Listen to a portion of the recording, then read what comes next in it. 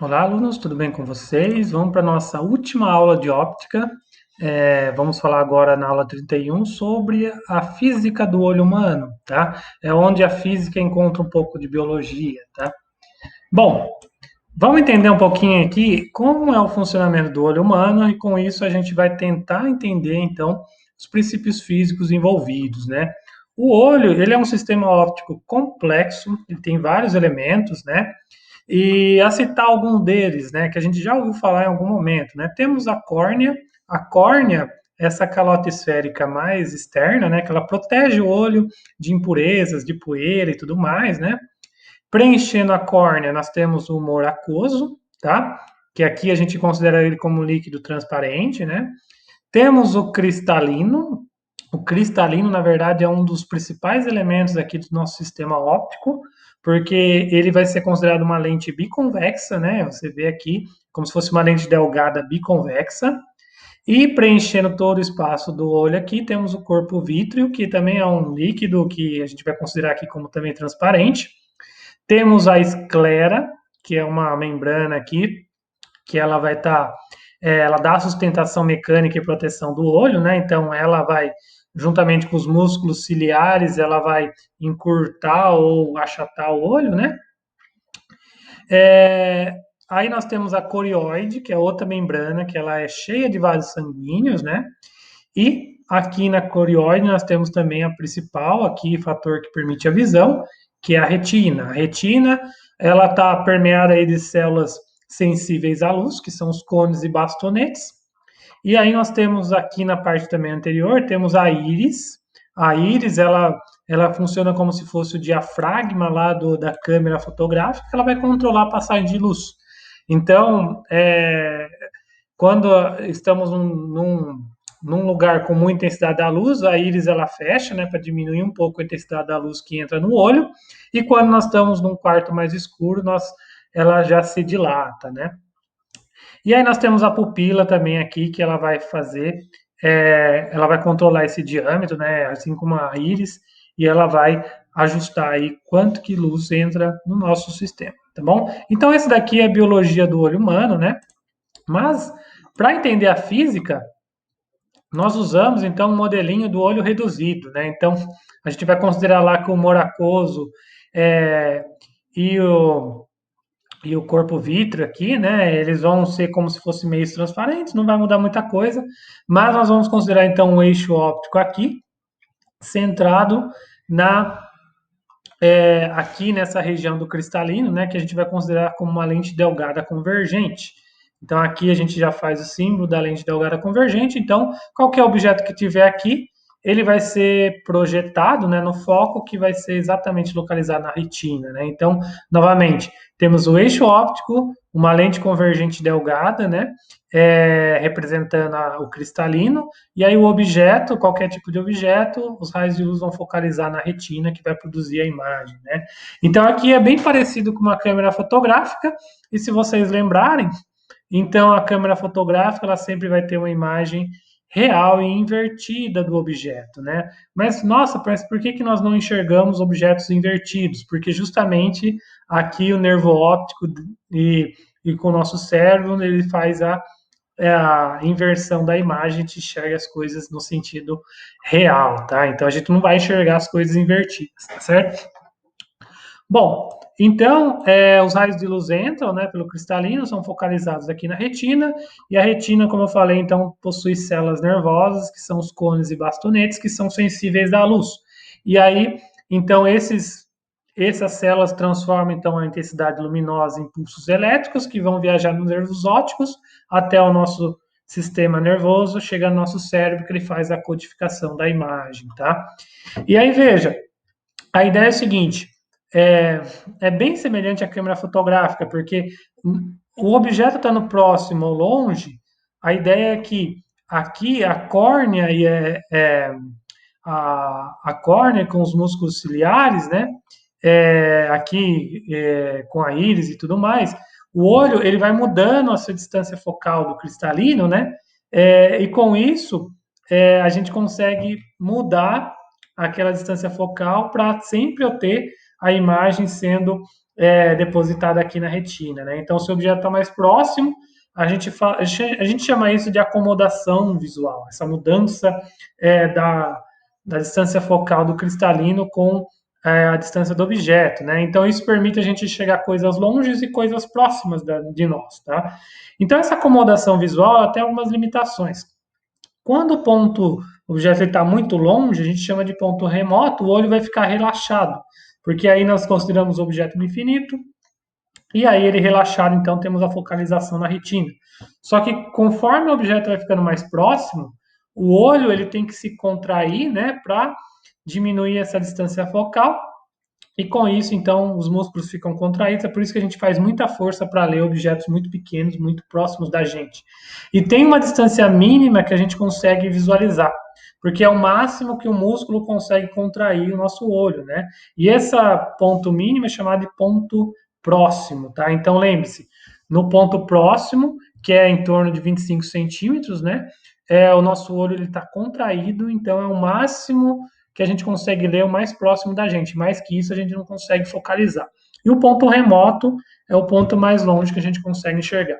E o ponto próximo, lembre-se que é 25 centímetros, e o ponto remoto, o olho fica relaxado, tá certo? Bom, então essa é a física do olho. Agora a gente vai ver, então, alguns problemas comuns que aparecem, né? Isso aqui, todos nós temos algum tipo de limitação visual, né? E aí nós temos, então, os óculos, que são as correções, tá? Então, a primeira anomalia, a gente chama isso de anomalia, né? É a miopia.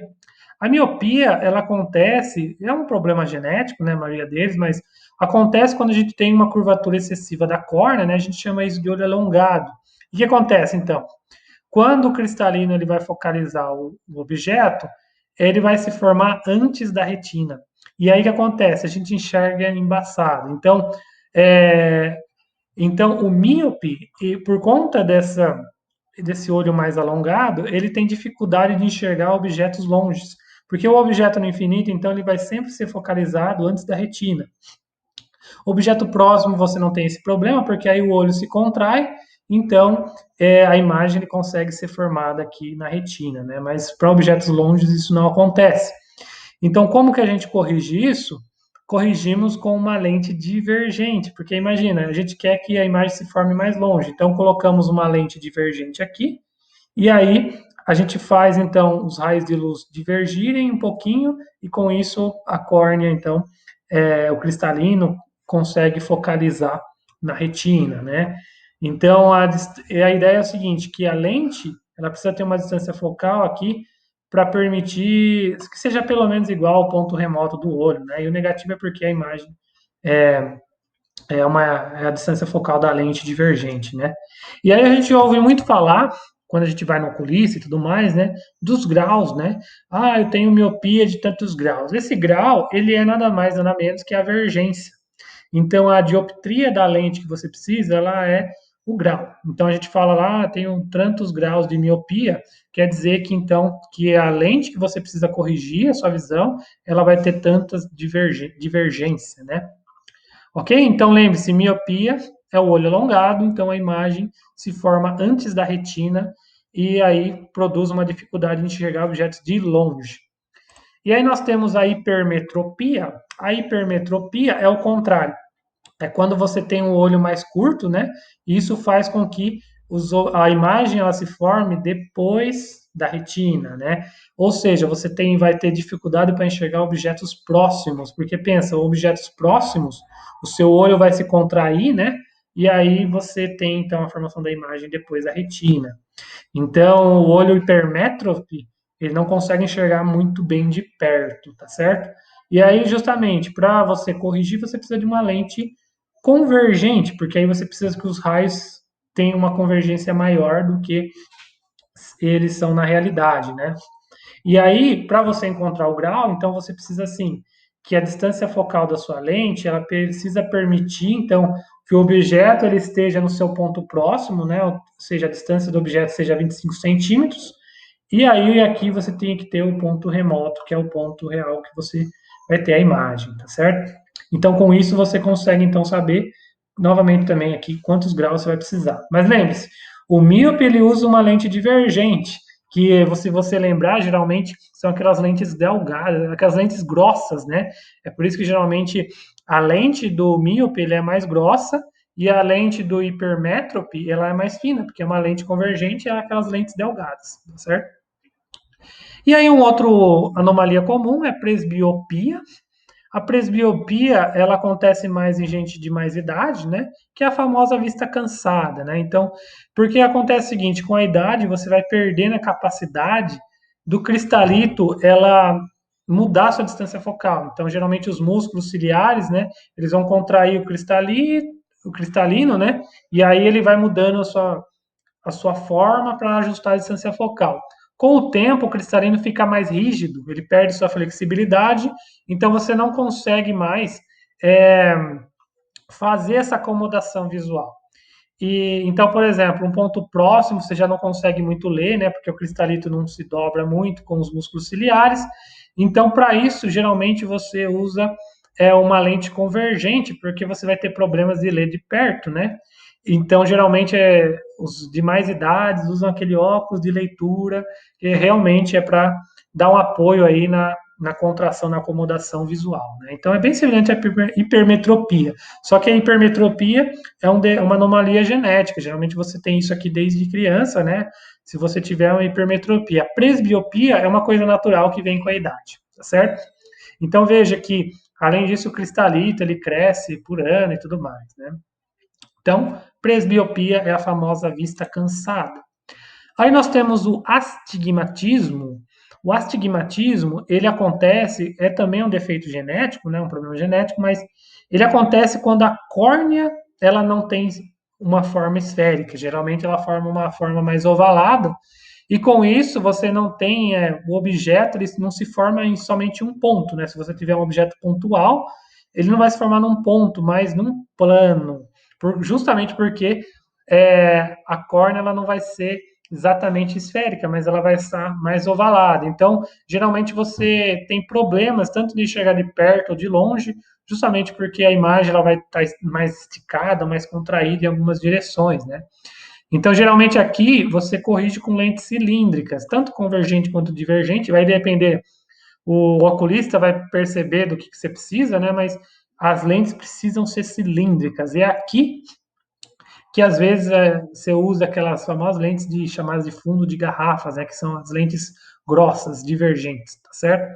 Mas então veja que o astigmatismo, então, ele tem mais a ver com a esfericidade da córnea. A córnea não é esférica, né? Então, como ela é mais ovalada, então geralmente aqui está mostrando bem diretamente, ó, o objeto ele fica mais esticado ou contraído, né? Inclusive, esse problema aqui é um problema que acontece também em instrumentos ópticos, porque justamente você tem esses defeitos geométricos, né, nas lentes e causam esse problema, tá? Um outro anomalia genética é o daltonismo. E, pasmem, esse nome daltonismo, ele vem justamente pelo John Dalton, que ele era um daltônico, né? Esse John Dalton, você vai lembrar lá da química, que ele foi um dos precursores dos modelos atômicos, né? Ele fez o modelo da bolinha de bilhar, da esfera rígida, né? Indivisível, mas ele era daltônico e ele fez alguns estudos, né? Voltados a isso, e aí esse problema levou o nome dele, né? A origem daqui é mais com a questão da retina, das células, porque o daltônico ele tem uns problemas genéticos em determinadas células sensíveis à luz. Então, nós temos os cones, né, que são sensíveis às cores primárias, que aí vai formar todas as outras cores que a gente enxerga, e os bastonetes ele é sensível à luz fraca, né, aos tons de cinza. Então, geralmente, aqui o problema genético, você tem um problema em uma determinada cor, enxergar uma determinada cor. Então, tanto a primeira cor primária ou qualquer uma das três. E com isso, o daltônico, então, ele não enxerga as cores como nós vemos, né? Então, essa imagem é bem interessante que mostra esses lápis coloridos, como seria observado por diferentes graus de daltonismo, né? Porque os graus de daltonismo variam conforme os problemas nessas três cores primárias, né? E é engraçado porque às vezes o daltônico ele nem sabe que é daltônico, porque ele enxerga o mundo de uma forma, né? E se alguma pessoa não avisa, não der esse contrapartida, você não sabe. Um teste bem famoso é esse teste de Shihara, Eu, pessoalmente, eu não conhecia, né? Mas você vê aqui que tem alguns números aparecendo. E veja que engraçado, veja a legenda da foto, né? Esse teste é exatamente para identificar daltonismo. Então, eu convido você a verificar. Nesses círculos, você tem no círculo A o número 57, no B 42 e no C 45 e aqui no D nenhum. O daltônico, ele vai enxergar, olha que interessante, ele vai enxergar 35 do número 2 ou 4, aqui ele não vai enxergar nada e aqui 73. Então, faça o teste. O que você está enxergando aqui em cada uma dessas redomas e você consegue saber se você pode ser daltônico ou não, tá? Bom, aqui tem outro problema que também é muito comum. Na verdade, isso daqui é mais comum do que a gente pensa, né? O estrabismo, ele vem do desalinhamento dos eixos ópticos. Então, por exemplo, é o famoso olho vesgo, né? Então, geralmente, cada olho ele vai ter um alinhamento próprio, né? E aí, com isso, você vai formar diferentes imagens na retina de cada olho. Então, isso dá uma dificuldade de você direcionar ou focalizar um determinado ponto no objeto, né? Você consegue verificar um horizonte, um panorama, mas um ponto específico você não consegue focalizar muito bem com esse estrabismo, né? Aqui a correção ou vai ser como óculos mesmo, ou vai necessitar de cirurgia. Quem vai determinar isso é o oculista, porque aqui também tem vários tipos de estrabismo, né? Temos a hipotrofia, quando é apenas um olho aqui, ele está mais desviado para baixo, ou hipertrofia, esotropia e exotropia. Tá bom? E aí o detalhe é o seguinte, uma curiosidade. Na verdade, o estrabismo ele é mais comum do que a gente pensa. Na verdade, todos nós temos algum tipo de desalinhamento dos eixos ópticos. A ideia é que, assim, alguns têm menos, outros têm mais, né? Mas graus de miopia, hipermetropia, todos nós temos. Na verdade, o médico, quando ele faz, o oculista, ele faz o laudo, ele já consegue saber qual é o tanto de desalinhamento que você tem em cada olho, né? E também o quantos graus você tem de miopia ou hipermetropia. Então, é comum essas coisas, nós termos esse tipo de desalinhamento. Só que, lógico, na questão estética, né, alguns têm mais desalinhamento que outros, então é mais evidente esteticamente do que para os que têm maior grau de estrabismo, né? Então, aqui o estrabismo ele tem até uma questão estética envolvida, tá certo? Mas todos nós temos algum tipo de desalinhamento. Uns têm mais, outros têm menos. E aí nós temos um outro tipo, a catarata, né? Esse também aqui é bem famoso, porque é muito comum na população. E aqui acontece porque o cristalino ele vai perdendo a sua transparência. E aí, com isso, você tem menos luz entrando na retina e com isso você não consegue enxergar nada com nitidez, né? Então aqui é uma coisa também que vai crescendo ao longo do tempo. Então aqui vai depender também do grau que você tem dessa anomalia.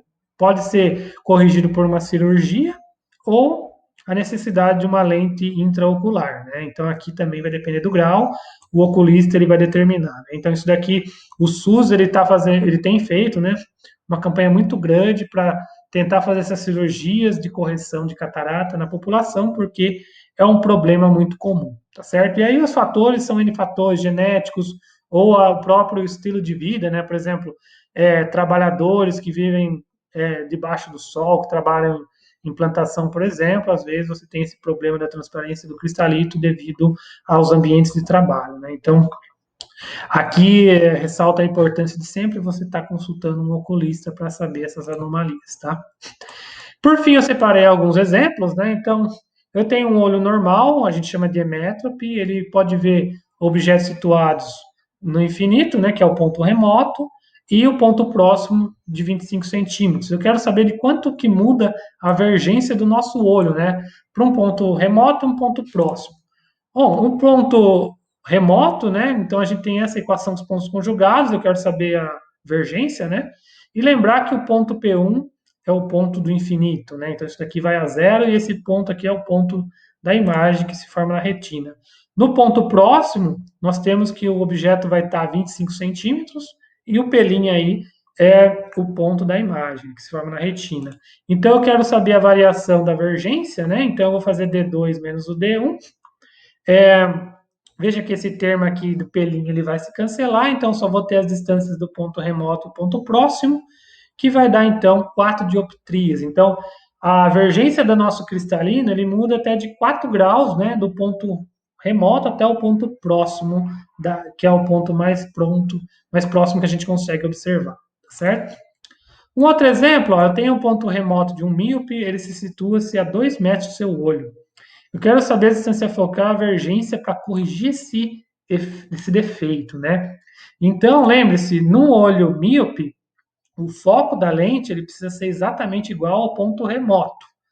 E se o ponto remoto é 2 metros, né, do paciente, então o foco da lente precisa ser de 2 metros negativos. E aí a divergência, então, vai ser de 1 sobre foco, né, menos 0,5 dioptrias. Então eu preciso de uma lente de meio grau para corrigir esse olho míope desse paciente. Um outro exemplo, ó, tem um olho hipermétrope, né? Ele tem um ponto próximo a 50 centímetros da sua vista, e ele precisa, então, enxergar nitidamente objetos a 25 centímetros. Eu preciso saber qual que é a divergência da lente que eu preciso usar. E, novamente, então, eu vou usar a equação dos pontos conjugados, né? O objeto ele vai estar a 25 centímetros, que é o ponto próximo, né? E aí, o ponto remoto ele vai ser a distância que ele vai ter de ponto para observar, então ele vai ser 50 centímetros. Então a lente que eu preciso usar é de 2 dioptrias ou de 2 graus para hipermetropia, tá certo? Pessoal, então é isso. Espero que tenham gostado, né? Esse é um tema bem interessante porque junta um pouco da física com a biologia, né? Então, ressaltando aí a interdisciplinaridade dessas áreas. E com isso a gente fecha nosso estudo de óptica geométrica, né? Lógico, a óptica ela vai ter a óptica ondulatória, né? E um pouco de física moderna, que é quando a gente vai considerar a luz como uma onda e como uma partícula.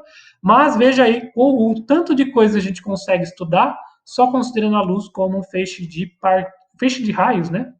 Tá certo? Obrigado, pessoal, e até a próxima.